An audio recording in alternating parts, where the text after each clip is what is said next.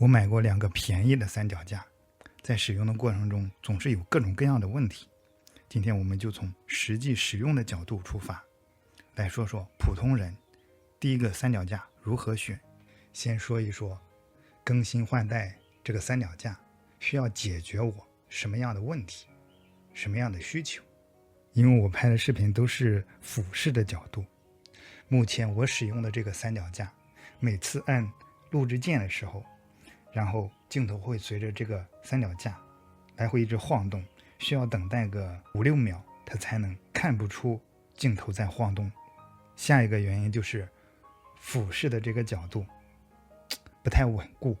因为有一个横杆，这个横杆和三脚架连接之后，它就平衡就被打破了。一端的话就是加了一个相机，就这么长，然后这边是个三脚架，就非常的不稳固，甚至有时候需要在三脚架下边挂上重物来保持三脚架的平衡。第三个问题就是时间长了，这个三脚架会角度不知不觉的会变化，因为这个三脚架这个横管和这个竖的三脚架连接的这个连接键，它这个比如说这是一个三脚架，它的连接固定的方式就是通过一个卡扣夹在这个三脚架上边，其中使用螺丝给它固紧，这个螺丝是顶着这个竖直的三脚架，然后另一边是个夹子，这样夹紧就非常的容易把这个三脚架给它是一个圆管，这个圆管就给它夹扁，夹扁之后，它这个角度会随着那个相机的重量它会变化扭，甚至会有可能会脱落的风险。目前我需要解决的就是这3个非常严重的问题。然后今天我们这个三脚架，新的三脚架就到了，我们开箱看一下，看看它到底能不能解决我上述提到的这3个问题，还有没有给我们带来其他的一些惊喜呢？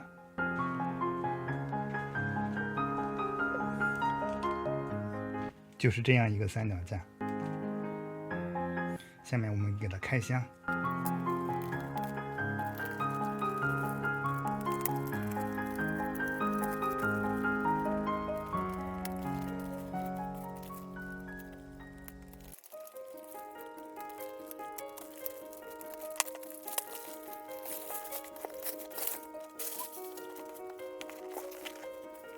这个三脚架还是有一定的重量的。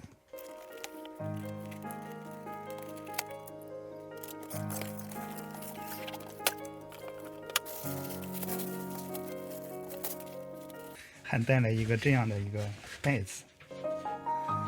现在我们称一下它的重量，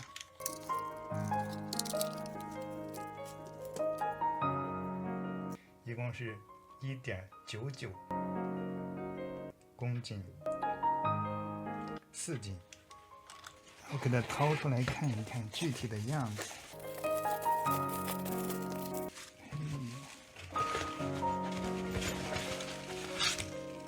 还有个工具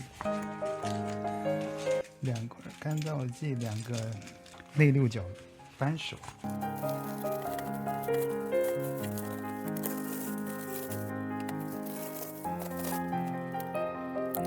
还有一本说明书，英文和中文都有，还是多语言的。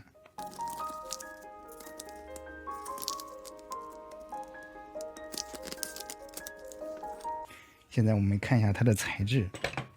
是铁的还是铝合金的呢？系列是这种是铝合金的。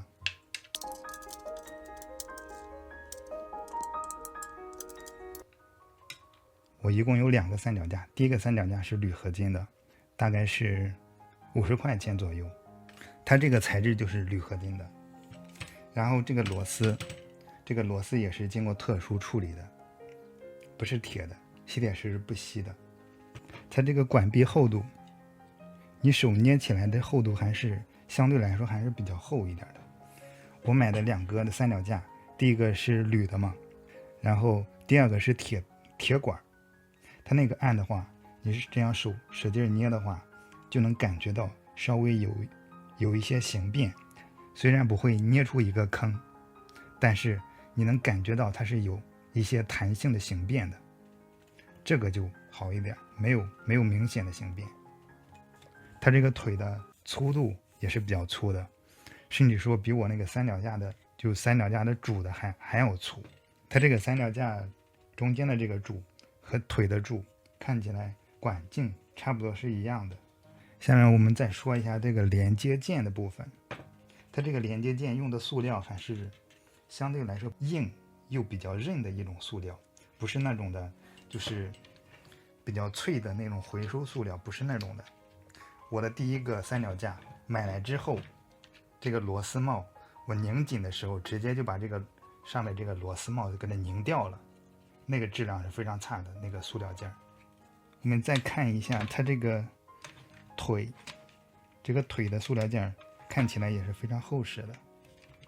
这个腿这个粗度和我第一个三脚架主管厚度是一样的，也是这么粗。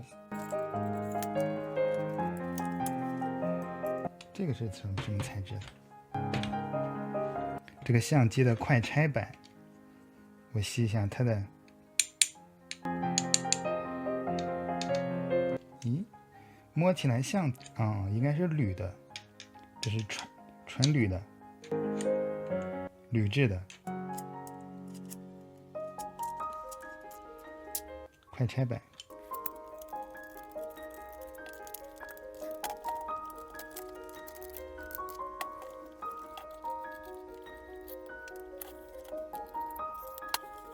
这个相机架比较好，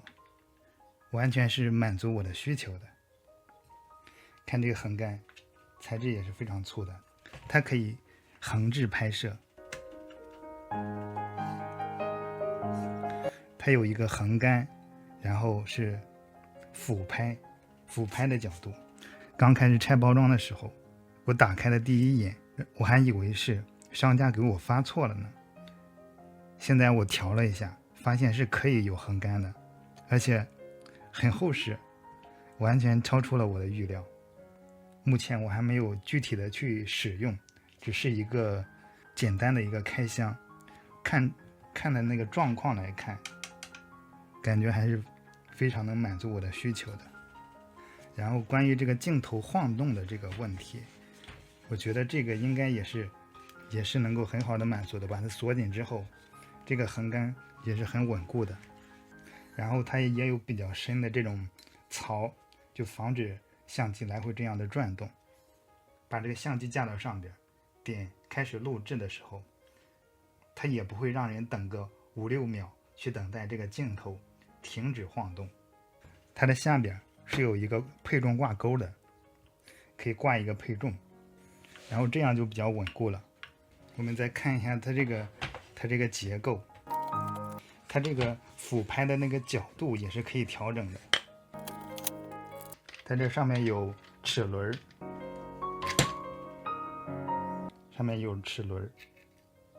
就是这边也是有齿轮的，这边也是有齿轮的，这两个齿轮卡在一起，能很好的调整角度，俯仰的角度，看着就锁紧了。其实这个三脚架我觉得还可以在这边再加装一个这样一个云台，然后这样既可以保证它这样的一个平衡，又能同时可以把贴瓷器呀，比如说补光灯呀，给它加到这上边。这个商家应该是有这样的配件，我看到那个商品的图片上面是加了好几个东西，这边是相机，然后是一个平板电脑，然后这边是一个补光灯。我用这个三脚架，它的最主要的场景是室内的长视频拍摄，俯拍的这个角度，就是俯拍或者说带一定角度的俯拍，这样的一个角度，这个相机非常的适合我室内的拍摄。当然这个三脚架它也非常符合传统的那种拍摄方式，就是竖着然后拍前方的这样的一个拍摄。它最特别的这个设计结构就是这个位置，然后这个位置然后调整的话，它就是又变成传统的那种竖直的拍摄。它这个结构我感觉非常好。如果你想选择一款好用的三脚架，室内我非常推荐这一款。室外的话我非常推荐就是传统的那种三脚架。当然这一款三脚架也非常的适合就是非大厂的比较有性价比的选择。当然这个相机的话重量方面，因为它是铝合金的，还是有一些重量的。如果说针对室外拍摄风景或者人像非常多的话，还是建议购买价格更高一点的大厂的这样的三脚架。如果你想买一款三脚架，一定不要买太便宜的。我就是一个非常鲜明的一个例子，买了2款三脚架。第一款就是贪便宜，买的是一个铝制的三脚架，然后三脚架的腿非常的细，它最粗的一个管子和这个三脚架最细的这个腿的粗度是一样的。然后上面的连接件，特别这种塑料件，感觉非常的脆弱，甚至就有可能给它掰断。就上面第一款三脚架，我第一次开箱就测试的时候，竟然就把这个螺丝上面的塑料件直接一拧紧的时候就给它拧断了。然后第二款三脚架我是稍微又增加了一些预算，然后实际到手的质量还是不太好，就是这个管的粗度也是比较细的。它的那个粗度是这个，我们比较一下，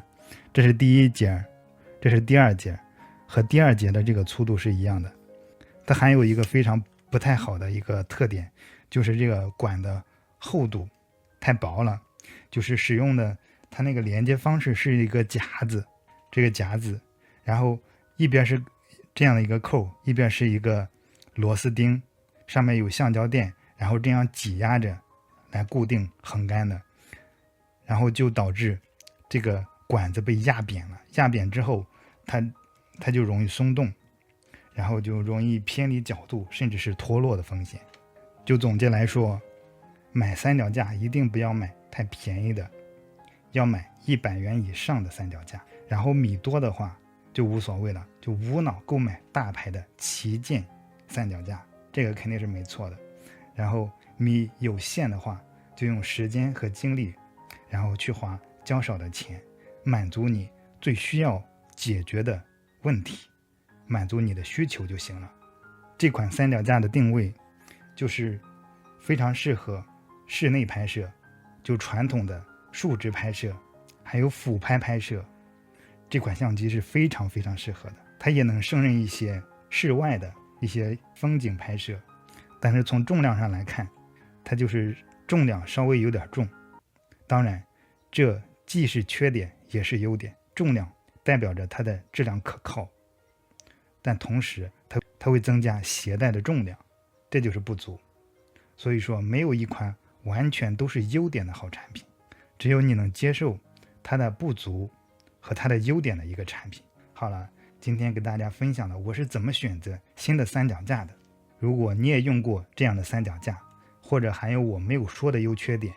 或者使用三脚架的小技巧，可以在评论区一起讨论。谢谢大家。